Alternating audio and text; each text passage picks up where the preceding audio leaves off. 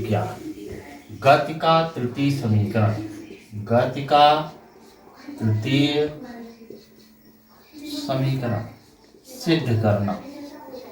तो गति का तृतीय समीकरण है, इसको सिद्ध करना है। तो माना कोई वस्तु है, माना किसी वस्तु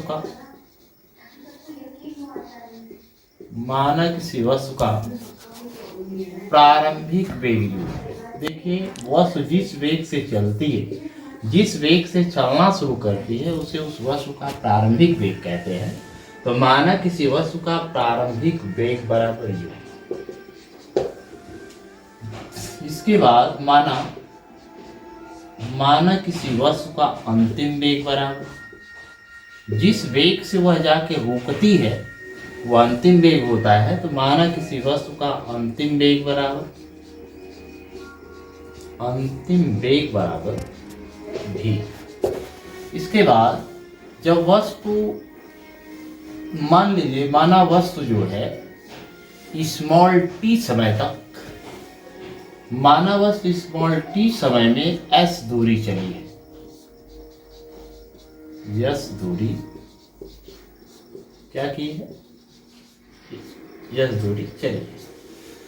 तो माना किसी वस्तु का प्रारंभिक वेग u है, माना किसी वस्तु का अंतिम वेग v है, माना वह वस्तु स्मॉल t समय में s दूरी जो है s दूरी चली। इसके बाद मान लीजिए वस्तु में उत्पन्न त्वरण स्मॉल a है। माना वस्तु में उत्पन्न त्वरण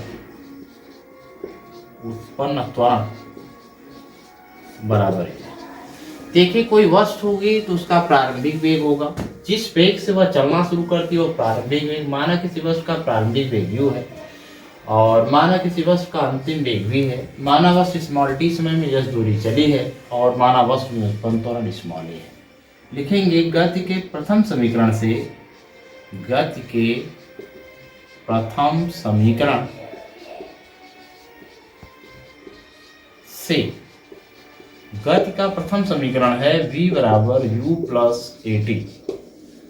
समीकरण नंबर 1 लिखेंगे दोनों पक्षों का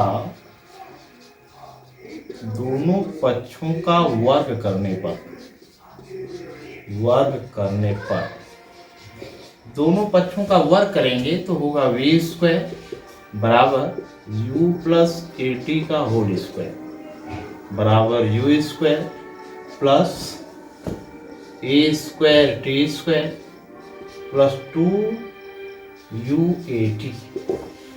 अब देखिए हो जाएगा v स्क्वायर बराबर u स्क्वायर प्लस, इसमें कॉमन लेंगे v स्क्वायर 2a कॉमन ले लीजिए। तो जब 2a कॉमन लेंगे, 2a कॉमन ले माने भाग, तो 2a से 2uat में भाग करिए, 2uat भागे 2a कट जाएगा, आएगा ut। तो यहाँ लिखेंगे ut plus a square t square, ये है a स्क्वायर t स्क्वायर भागे 2a। तो a स्क्वायर में a से भाग करेंगे, a कट जाएगा, a स्क्वायर एक कट जाएगा, एक बचेगा, तो आएगा 1/2 at स्क्वायर। ये हो गया समीकरण 2। हम जानते हैं कि s बराबर ut plus half at square, अतः v स्क्वायर बराबर u स्क्वायर प्लस 2a। इसका मान यस हो गया 2a।